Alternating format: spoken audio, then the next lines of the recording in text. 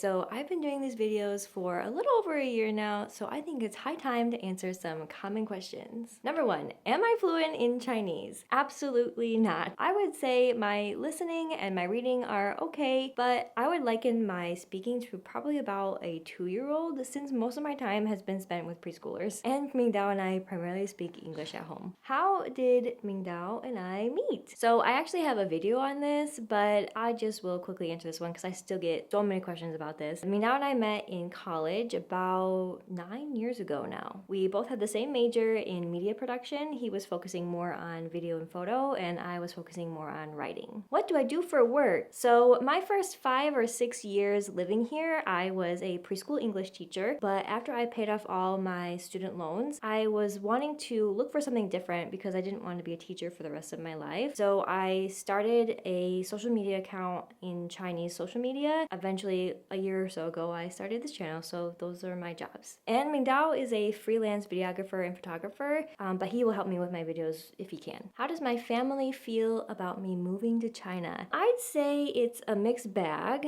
I've always been the more adventurous one in the family, so when I told them that I was going to be moving, it wasn't really a shock to them. And my family is not super close-knit, so I don't think most of them really care that much. When I do go back to the States, I do get a lot of questions and concerns, which is one of the reasons why I started this channel. But I think it's probably hardest on my mom, naturally, especially now that I have Goose. But at the same time, I think she has a healthy understanding that this is my life and my choice, and she trusts and respects Mingdao to take care of me really well. Will you ever move back to the States?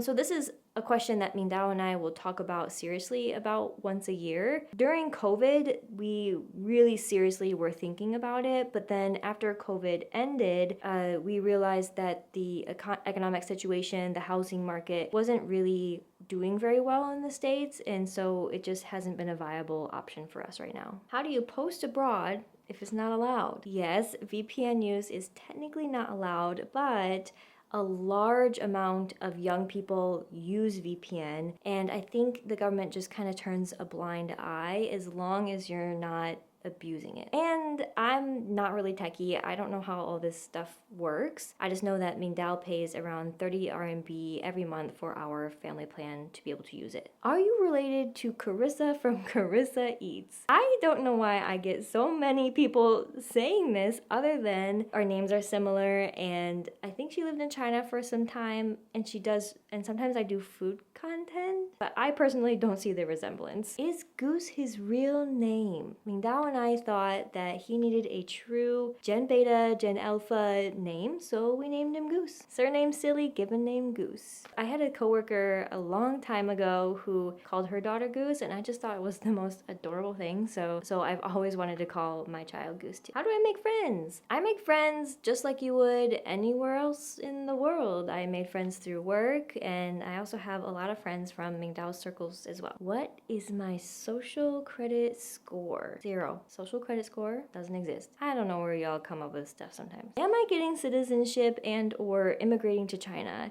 Right now, I'm actually on a short-term visa that requires me to renew it every year. Plus, Mingdao and I don't like to plan our lives more than 1 or 2 years into the future, especially after COVID. And moving to China permanently is not something that I have ever really considered. And actually, China is not an immigrant-friendly country. You could get something called a permanent residence card, but those things are extremely difficult to obtain because they have really high eligibility